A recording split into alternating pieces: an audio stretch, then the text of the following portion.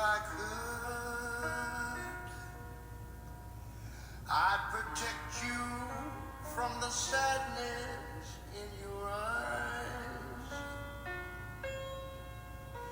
give you courage in a world of compromise. Yes, I would, if I could. I would teach you all the things I never learned, and I'd help you cross the bridges that I've burned. Yes, I would, if I could. I would try to shield your innocence from time, but the part of life I gave you isn't mine. I watch you grow so I could let you go. If I could, I would help you make it through the hungry years. But I know that I could never cry your tears. But I would if I could.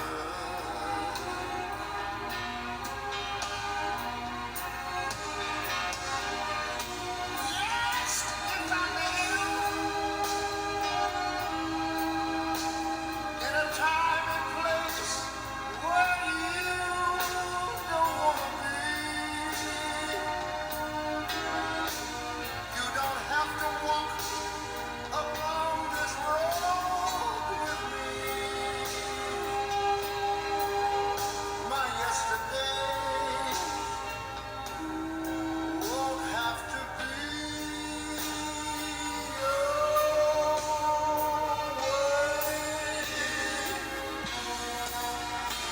If I knew, I would try to change the world. I thought you do, and there isn't very much.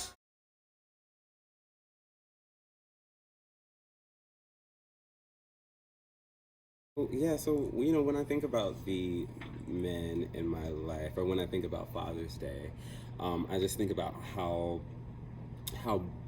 blessed I am to have three, very influential father figures, and how it took a lifetime, or at least my life up until this point, to be appreciative of that and to understand it that way. Because I was raised by my grandfather, because my biological father wasn't a presence in my life, and my mother wasn't super capable.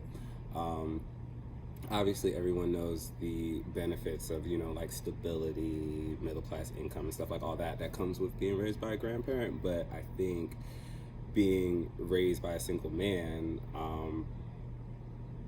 equipped me for brotherhood and fraternal politics, and navigating the world in a way that I know is different for a lot of friends and counterparts and family members who grew up with single mothers, which is really predominant in my generation. A lot of mixed families too. um, but so from him, he was a military guy. He served in the Korean War. Was very strict. Very into respectability politics. One of the best things that I can say, he always had some kind of idiom, and even though he's passed away about um, maybe 8 years or so now, like there's, he would say these little sayings like, don't be a jack of all trades and a master of none. You're old enough for your wants not to hurt you, and still, like, to this day, like, I will hear those idioms in a new way, and it's kind of like a continuing conversation with him. And so that was my first father figure. My second father figure is my gay daddy, Stefan Elite. Um, you know, while my grandfather, I think, gave me the tools to exist as a black man, and to be prideful in that and to excel in that identity. Stefan gave me the tools to excel as a black gay man. And I met Stefan when I was maybe 18 or 19 in Atlanta. I showed up at a discussion group called A Deeper Love, and it was named after some Aretha Franklin song or something.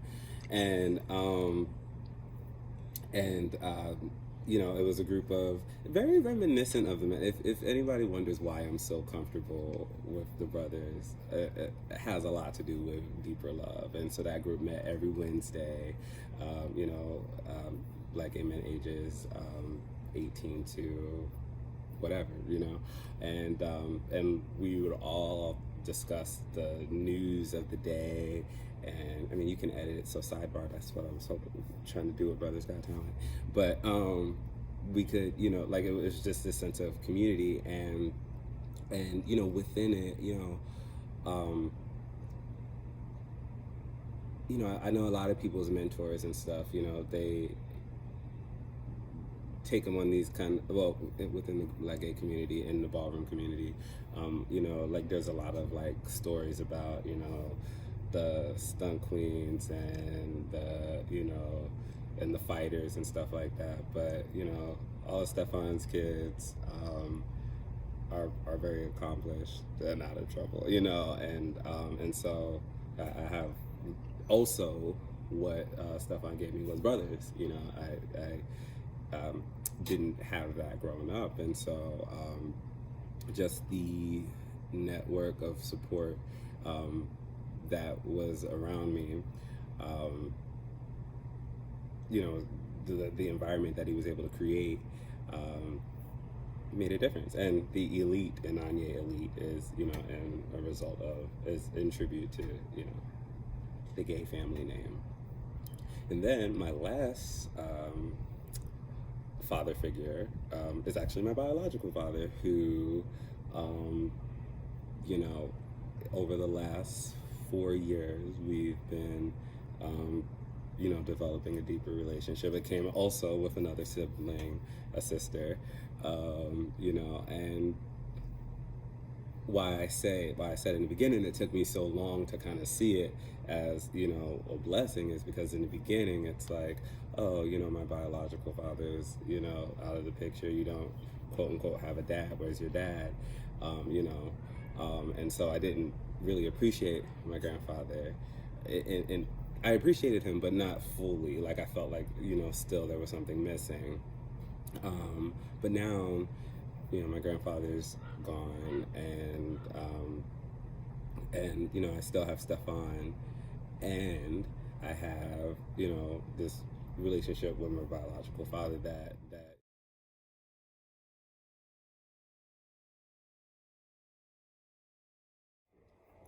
Hi, my name is Michael Taylor. I have one daughter.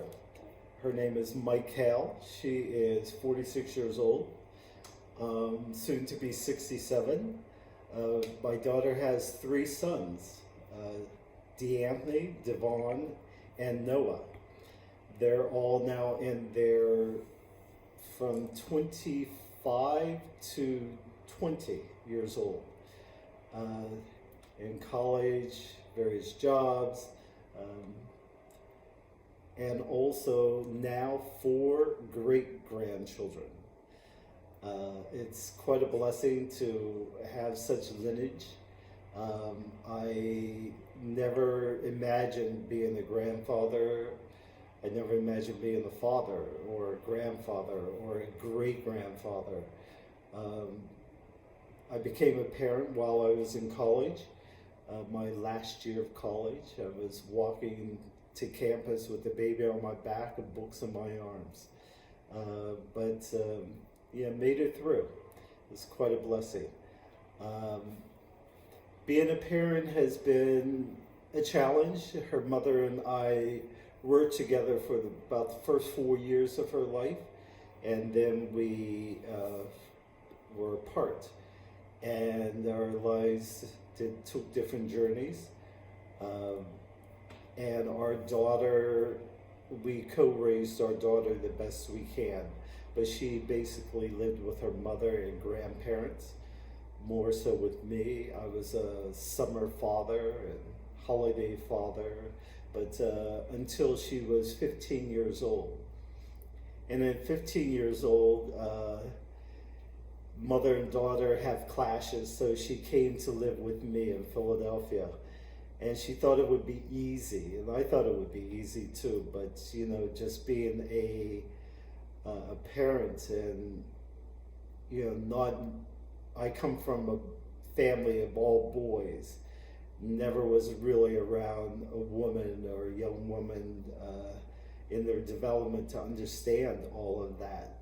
So, you know, she was a very pretty developed young lady at a very young age, and to have grown men look at her, you know, and you know what's on their mind, and you being a father and trying to protect your child the best you can.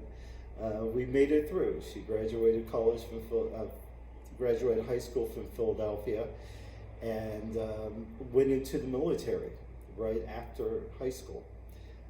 She was in the military for 3 years, no, 4 years, and then got out, and yeah, so that's been our journey so far. Being a grandfather is a whole different journey now. You know, being able to influence them the best you can without when you're not there, it's been a challenge. You know, but the words of wisdom really has, you know, having that open line of communication with them, being able to talk to them the best you can, and to encourage them along the way is all basically I could do. Besides, you know, being a papa and giving them some money, you know, which I love, but that's it. But yeah, I'm very happy, very proud to have had the opportunity to be a parent. You know, it's to be able to be honest with your child. My daughter was the first person I believe I told openly that I was gay. You know, she was 10 years old, and her response was, "You're gay? Does that mean I'm going to be gay?" I said, "No, unless you want to be." But it was wonderful growing up together, you know, because I felt that she grew up with me, you know, and I grew up as a parent. Raising her was a challenge at times, you know, because we all have the opportunity to have our own life. And, you know, you have to go through your own journey of development. But you, as a parent, you have to be there to encourage and support the best you can. Hardest moment? Hardest moment? Realizing that I was going to be a grandfather at 41 years old. But when I first met him,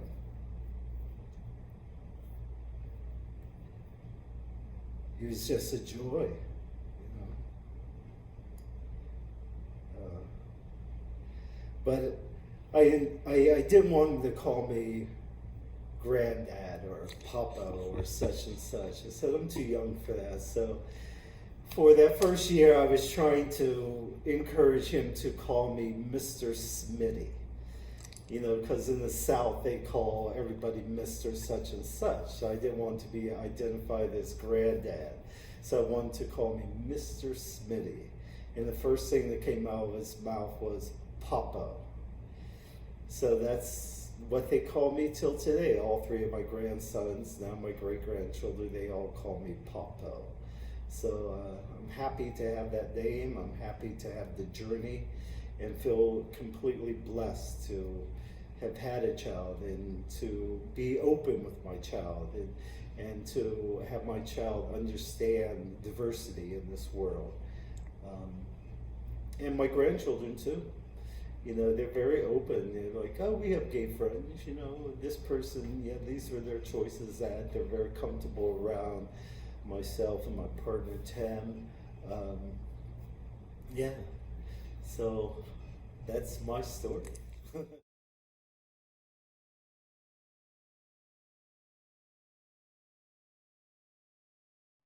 Yeah, I'm Tony Lanier, and I have two kids that I came through, let's say, the side door on, and I'll explain what that means. My partner and I met many years ago, and at that time he was ending a relationship, and I was also ending a relationship, but he was also moving into a different phase of life, and so he had came out late in life, and he told me that he had two teenage kids.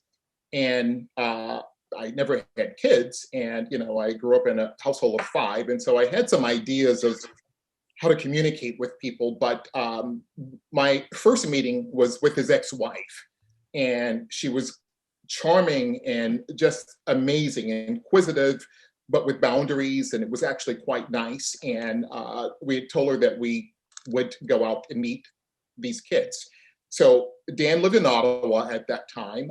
Michael, his oldest, was at the University of Toronto. And so we flew out to see him first.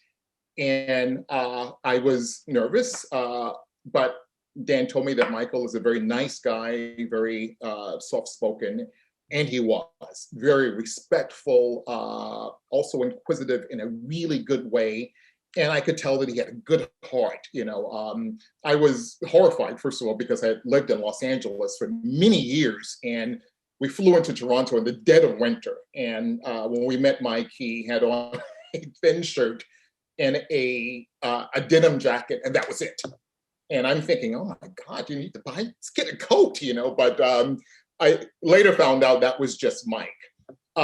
The next trip was going to be a little bit more tricky because we were flying into Vancouver, where we actually live now, because Alex was actually finishing up a high school at a it's called an international school. And so what you do is you get these grants to go to the school, and all of these kids are there from different nationalities and all. And it was out in Victoria Island, and I'm thinking, she's a teenage girl, and we're going to her school, and you're bringing your Black boyfriend. I mean, like, this is going to be, oof, So we go and we meet. Alex gives Dan a big warm hug, as always, and then she gave me one that was equally as warm, and then led us into the building. And this is when I said, okay, this is weird. It's the fan, because now we got to go into this environment with these teenage kids. And, sometimes teenage kids can be very shady. Well, she introduced Dan, this is my dad, and then she said, and this is his boyfriend. And they just looked up and said, oh, hello, and went about their business. No big deal. And I'll be honest with you, I was a little disappointed over that because I was expecting a little bit of drama, but nothing came of this. And so we decided at that point that we would move to Vancouver. So when Alex finished high school, she lived with us. And so that was actually my first entry into fatherhood with a teenage daughter, if you will. And tricky, of course, when you're entering fatherhood from the side door at a later time. the boundaries have been set, and so you have to fit into those boundaries. And so I think that was tricky. Something else that was tricky for me entering this is that I wanted to be nice and kind, and so we ended up being the cool dads. And because of that, I think we needed to create more boundaries because, like there was all kinds of things happening.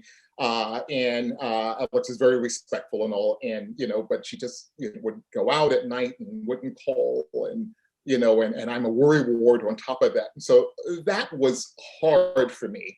But Alex lived with us on and off, and literally until this year, because she lost her job and she moved out of her place.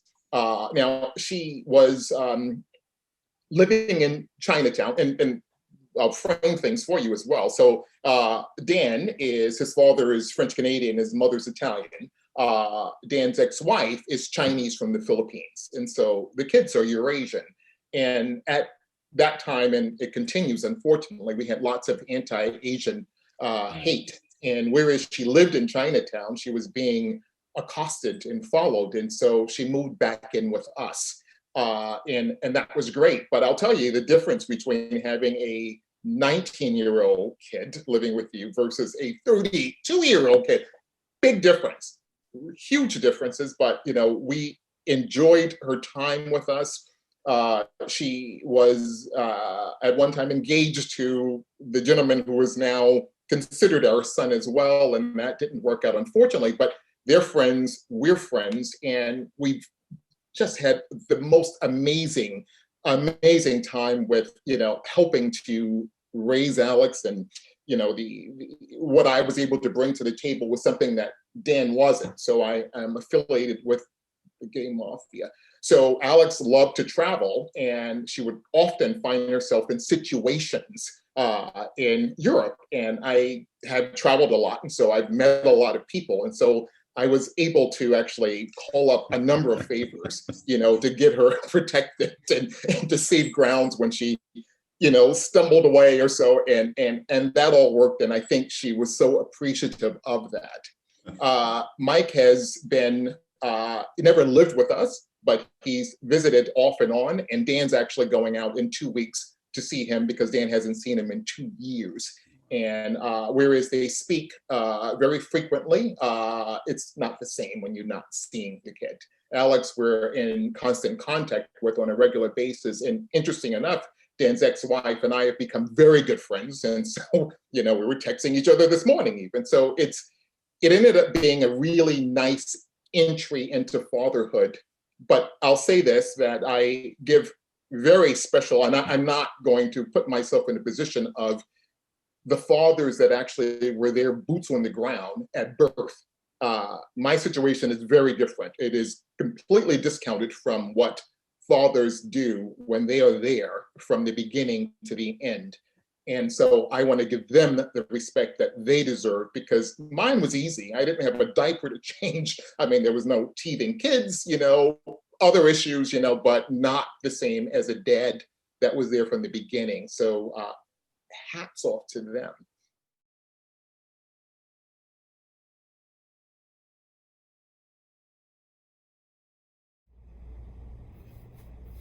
I would say just being a gentleman, just being kind to people. And my father really prided himself in his appearance and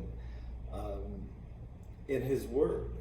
And he was an extremely hard worker, and that was great. I just loved the example that he gave us. And what's the one thing you would tell a new dad? Not the one thing, but what advice would you give to a new dad, gay or straight? That it's a really honor to be a parent, and you should value that. God gave that to you. It's just truly a blessing and honor. It's hard work. The hardest part is just being honest with the child, no matter what it is. Um, yeah. That's what I was telling them. Just be honest with your child. Give them all the love, show them love, and tell them that you love them. Whenever you have the opportunity. It's the simplest thing you could do, and it reinforces your feeling, and it makes you more, it helps you to develop yourself.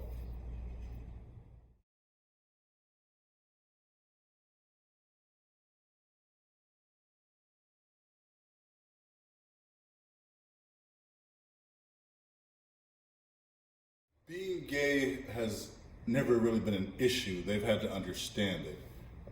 One of the things I made clear and what I worked very hard at was, I'm your father, and gay and my sexuality is separate from me being your dad. That doesn't change that. I'm there for you, whether that's parent-teacher conferences, in school, play dates, whatever that scenario is. I was always your father. My relationships, that has nothing to do with you. It has to do with, I'm your dad to make sure that you are taken care of, and that's what I did for the past 30-something years. And it's actually worked. There have been times in our relationships as they were figuring out if they could deal with that, or religion pulled them away from it. We experienced a lot of that, and I'd say we've climbed that hump 100% with all three of them. There was a time, but I always tell my friends, I'm glad I had daughters, because at the end of the day, there was always one that loved me. Where the other two may be pissed off, but there's always one that loved me, and I truly have experienced that throughout my years of being a dad and also being gay, because my middle daughter probably was one of the ones who grasped onto it and was fine from day one. Mm-hmm. My oldest daughter, because she spent more time with her mom in the very beginning, she took on her mother's sorrow and her mother's pain, as legitimate as it is, but she had to work through that. She went off to college and had one of those revelations with all the girlfriends drinking. And the next day I got a phone call. I love you, Dad, I'm sorry, but I'll talk to you more about it. The youngest sort of experienced the same thing. She was daddy's girl, spent more time with mommy when I moved to Chicago, and things changed a little bit. Graduated from college, began to see life a little bit differently, and realized, wait a minute, it doesn't look like the way it was told. And they all sort of have come back, and it's been fantastic. My family's been wonderful. I think my biggest fear in coming out was I still going to be loved, and were people still going to care for me? I'm a people pleaser, and just who I am by nature, and I think that was my biggest fear. And for me, when I came out to my mother and my sister, and it was a whole drama where I told them before I was going to tell the ex, this is why, and my sister was like, so what's the issue? I need you to be you. And that just changed my perspective overnight. And so from there, I sort of stuck to that. And I've experienced friends that were best friends with me when I was a married man that struggled with, can I be a friend with them? Can I not be a friend with them? So I've lost friends, I've gained new friends, I've created new families. And it's been fantastic. I can't say I regret anything. Would I've done some things differently? Possibly. But at the end of the day, the blessings that I've been given have been fantastic. The lessons I've learned have made me who I am today. So I'm really great where I am in my life. Like I said, my oldest daughter is getting her doctorate. She's continuing to move forward. My youngest one just got her master's, and the middle one is working her way through college to get her degree. And so I'm a happy camper. The kids are stable. 2 are not married.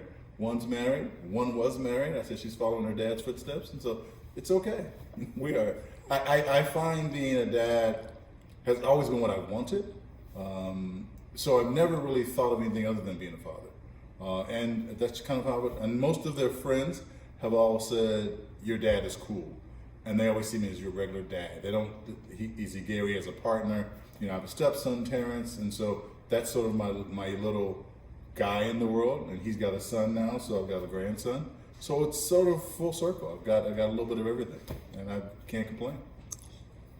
What was, or is probably what was your greatest, I won't say fear because you touched on fear. There's always that one moment you go, oh, God, that was like the scariest moment ever. And then what's been your greatest joy? The scariest moment ever for me was, I always say Martin Luther King weekend, when I had to tell my ex that I think we should get divorced. I don't think that I can be the individual you need me to be based on my desires for something different. And I believe you need to be happy. That was the scariest moment for me. The greatest joy for me are my children. And the fact that regardless of what I go through or what they go through, we pull ourselves together and we're a family.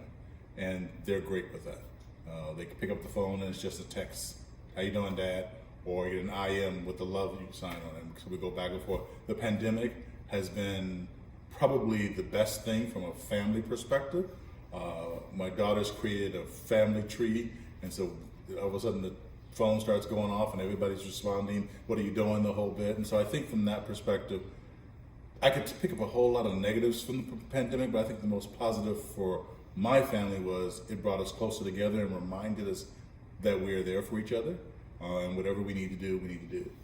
So I'd say that's kind of my scariest moment, was having that conversation about being authentic and not being the husband that I think you want and deserve, to my kids are fantastic.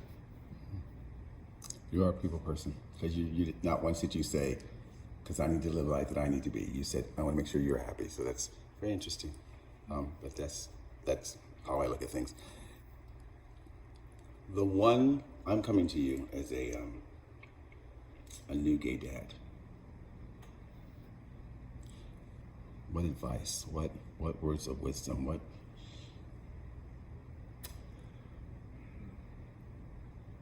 The words of wisdom that I have, it's interesting because I should probably write a book. I've had a number of friends that have raised kids and adopted kids as gay men, and I think they forget you're a man first. And raise your child, female or male, as you're their father figure, and you're there to support them and guide them, and that they will make mistakes. Because at the end of the day, you made some mistakes, because you were not perfect. And we forget that. And in the world of being gay, we are perfect. Perfection is our thing. And so I think we need to remember that our children aren't perfect. They're human beings that are growing up and evolving. And we've got to do a better job as gay fathers and mothers of allowing them to grow and not wanting to create something that maybe you wanted to be when you were a kid. So I would say truly step back and let your child grow, be there, be respectful, teach them what respect means, and don't lose the old-fashioned things that our parents taught us. Because just because you're gay doesn't mean you can't be a great mother or father. At the end of the day, if you want to be a father or mother, you can do that. But keep your sexuality out of it from the perspective of just be a parent. Because to me, they're all in drawers. And I'm the kid that knows about dresser drawers. So I do believe you can say, this is over here, I need to focus as a parent and do what needs to be done as a parent. And I think you'll be a better individual for your kid. And it also teaches your children to not be embarrassed about the fact that they have a gay father or a gay mother. Because the more you're focused on, I'm a parent, then I'm a gay, all this other stuff here, it allows them to have the courage when they have individuals that question that. It's my dad, my mom, just like yours. You put me to sleep at night. They read a book to me. That's what I say.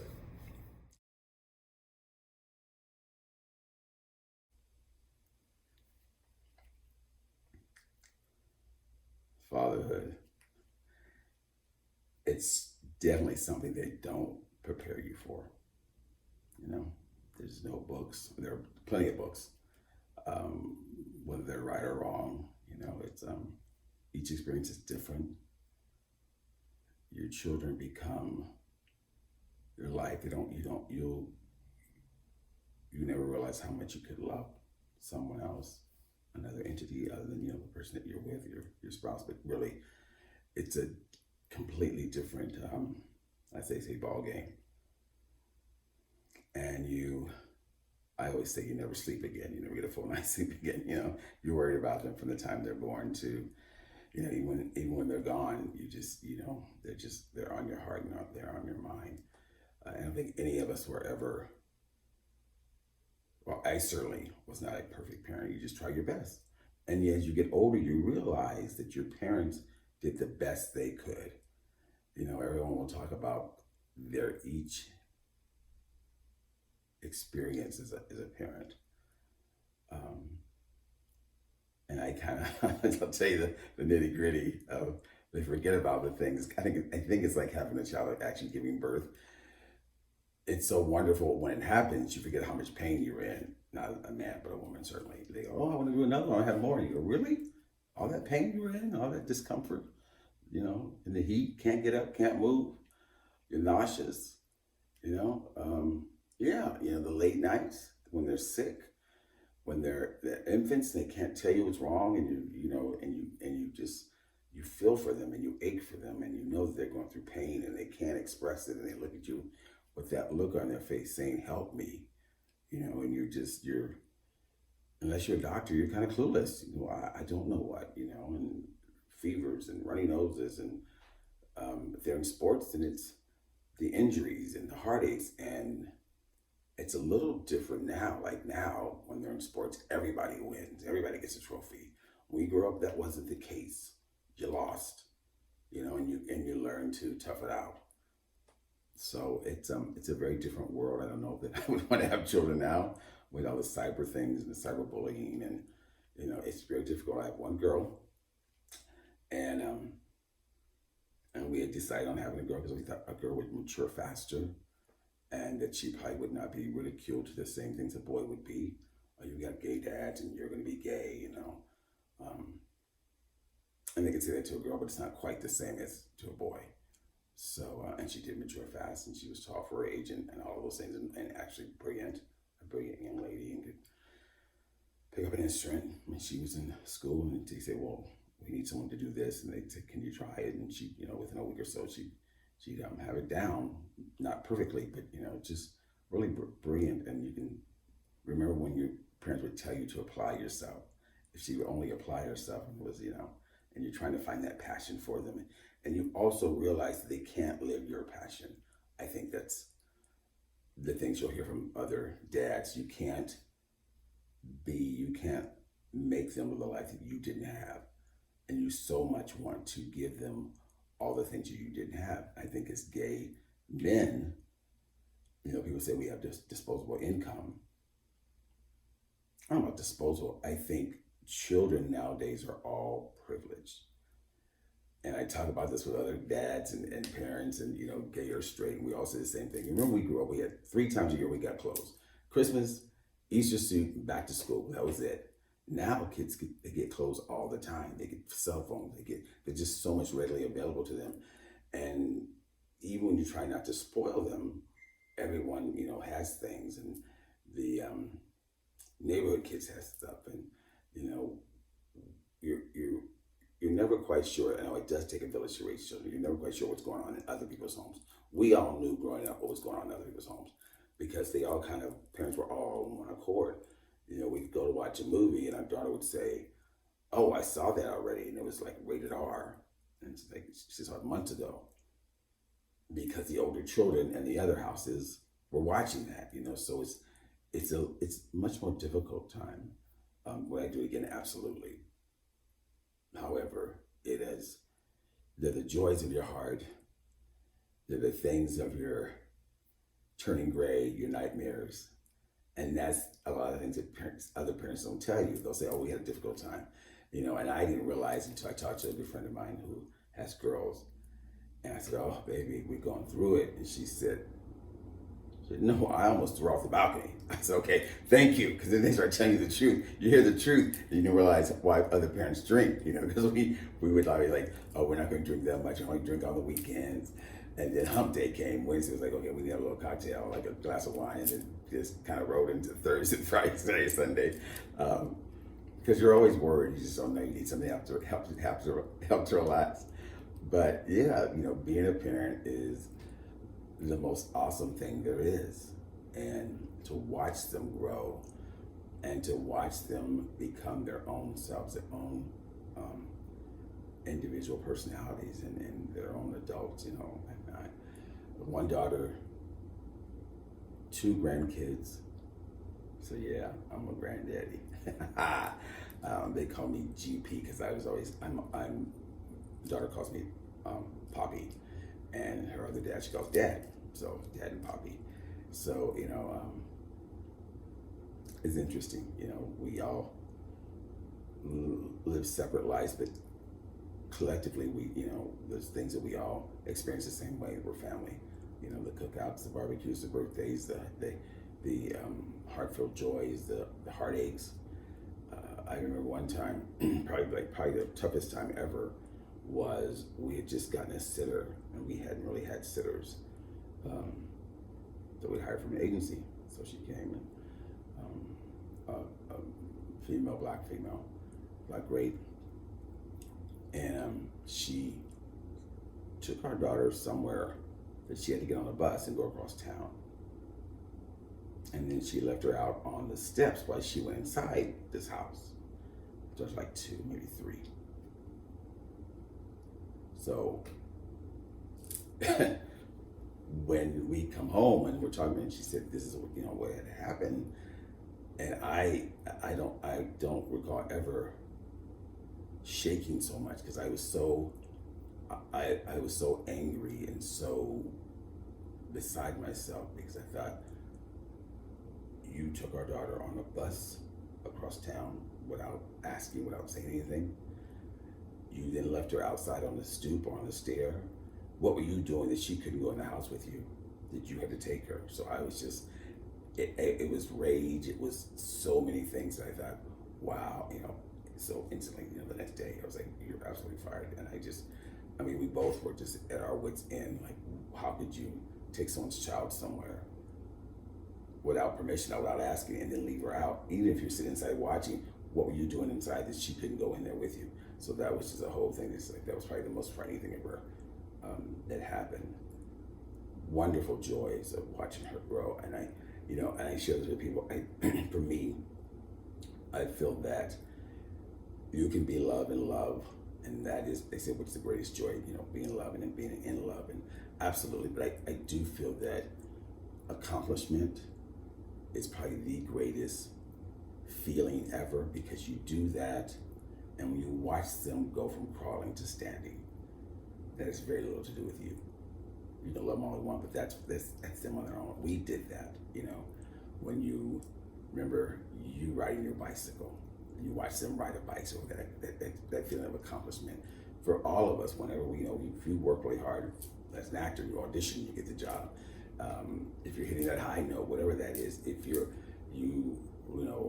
went out for a job and you got it, that's accomplishment. That maybe some people help you, but for the most part, you were in school, you were studying, you really worked hard to get where you are. You bought that first home together. That's accomplishment. They can't take that.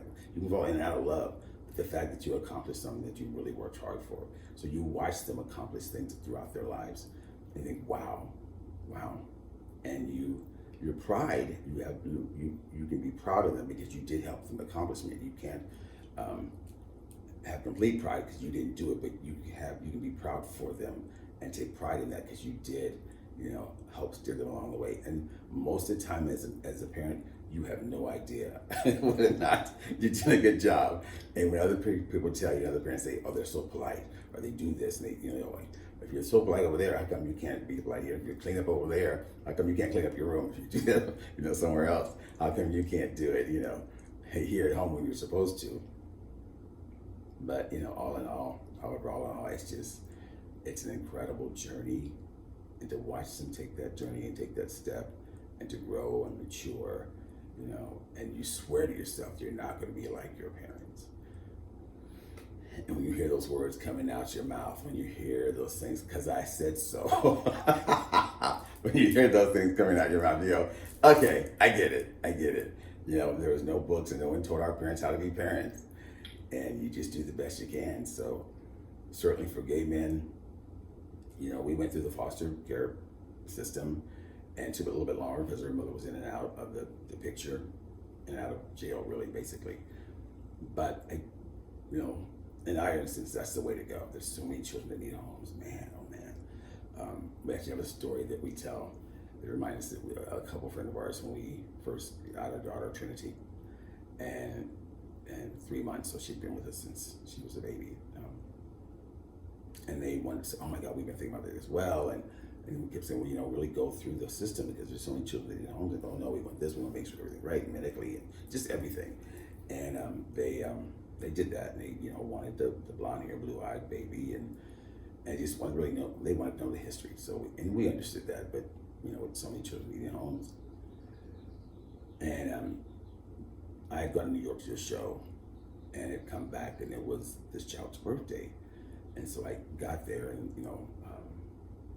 everyone's kids are running around, and I see this woman, who I assume is the nanny. Her name's Palm, and she's from Jamaica. I'm like, oh, okay, and it'll make sense in a minute. So I asked my partner. I said, so where is, let's call her Amy. I said, where's Amy? And he said, there she is. And I look over, and I see this beautiful child with red hair. And I said, that child's black. That child's black. They wanted, I know what they wanted, but they got a black child. And he said, oh my God, you're right. You're right. He goes, I hadn't really thought about it. I said, I know my kind. I said, I know my people. That child's black. She may have red hair, but she said, that child's black. And so when we finished, the party ended. And because I thought at that point, when I saw the child, I thought she was with Palm. And Palm was the nanny, but I thought that was her child. I didn't realize it was actually the child that I was there for the birthday party for. And so we talked to myself. They said, of course, we love her. We didn't, that wasn't really an issue. We didn't know what else she lied about. And the reason they were doing it because they really wanted to know the medical history. And so she had lied about it. And, so many things like that happened. But it was so interesting that, these kids really need homes. And we didn't even think about it. It wasn't even a second guess to us. He comes from a really large family. It's only like two of my sister and I. Didn't bat an eye. It was a foster system, and they said there was a baby 3 months old available, a girl, and it wasn't like we just say, oh, you think, yeah, but it wasn't like a big decision. We just always knew. So that's kind of how it happened, and don't regret it. Do I wish we had done some things differently? Absolutely. But we did other things that were different. Instead of Mother's Day, we had Daughter's Day. So we did fun things like that, and I tried to make sure she had plenty of women in her life and good friends. But it's tough, I don't. The other guys are saying, I know what some of them are saying it. And I think they forget about the tough times, and there are some tough times. But the joy of doing that, of watching them grow and being able to help another individual, and to help children, and to help them mature and become adults, is it's pretty awesome. And I know some other gay dads who, they had boys, and they're like, oh man, they went through it. Certainly Glenn with his four boys. I know another gentleman was like 5 or 6, and he's like, whew, two of them he doesn't really even talk to. That happens, but it happens in a lot of families, so it doesn't matter if they're gay or straight. And you'll find that, the parallels are absolutely the same, absolutely. The only thing is your sexuality. So, we all know gay men who are sexuality is just out there, and others who are much more conservative. So it just depends on how you are about your life. If you guys are affectionate and you love each other, they certainly grow up in a house that's full of love, and that's all they want. That's all we ever all of us anyone want, is to be surrounded by love and nurtured, and know that someone's there for you and that you're safe. That's all we all want, and that's all children want. So happy Father's Day, certainly from Brothers of the Desert, but it's an awesome thing to do. So any new guys, any new fathers to be and want to do that, do it. If your heart's full of love, do it. And there are going to be some rough times. And I certainly know that when we are some of our rough times, one of the things we did not do, we never let the child get between us or separate us in our decision making. So they will play against each other. Dad says no, then go ask mom, and mom says no, go ask the other dad, or ask the other poppy, or whatever it may be. They'll work it. They work at it. They're very ingenious when it comes to conniving and finding out ways to get things done or work around them. But it's an incredible journey. So be ready for your life to change, for your heart to be completely filled with love like you never thought it would be.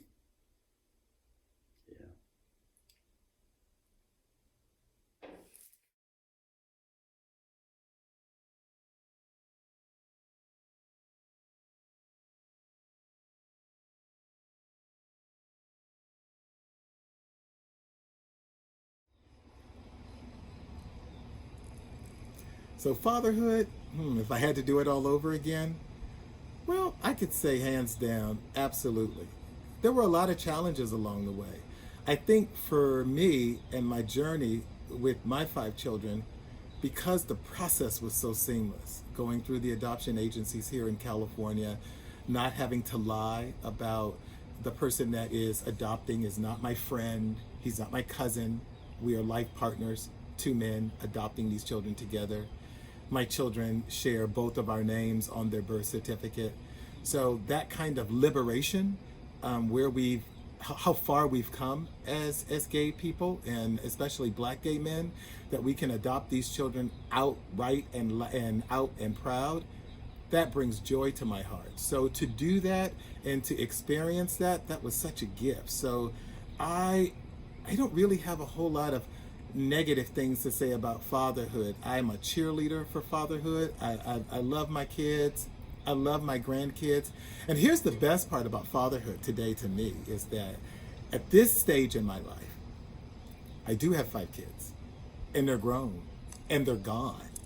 And the grandkids come, and they're wonderful. And then they go home, and it's great. And so I love this part of my life where I get to, what I'm doing is actually I'm just reaping the fruits of all of that labor that I put into it. All those nights and all those arguments and all the washing of clothes and field trips and all of that I did. And there were times that I felt like I was missing out because I would see my single friends out in the club doing this, doing that, and that was not my reality. But in looking back, I don't think I missed anything. If anything, I gained. I got to watch my kids open up Christmas gifts. I got some incredible homemade Father's Day gifts, some crazy ties that I would never wear but still have them. So it was a wonderful experience. And so for me, I embrace fatherhood. I say to brothers that are thinking of it, it can be a wonderful experience if you can go into fatherhood with your eyes open. Ready to experience what the universe has for you. Because remember, fatherhood, parenthood, is different for everyone. So my journey and what I experienced through all my arguments and everything is not going to be your testimony. So as you venture out into fatherhood, if this is your first time, embrace it and be present for it. I think that is also big key. Sometimes we as parents, we get so caught up in the drama and the minutia of every day that we forget the joy of being a father. So be present for it. It's a good journey.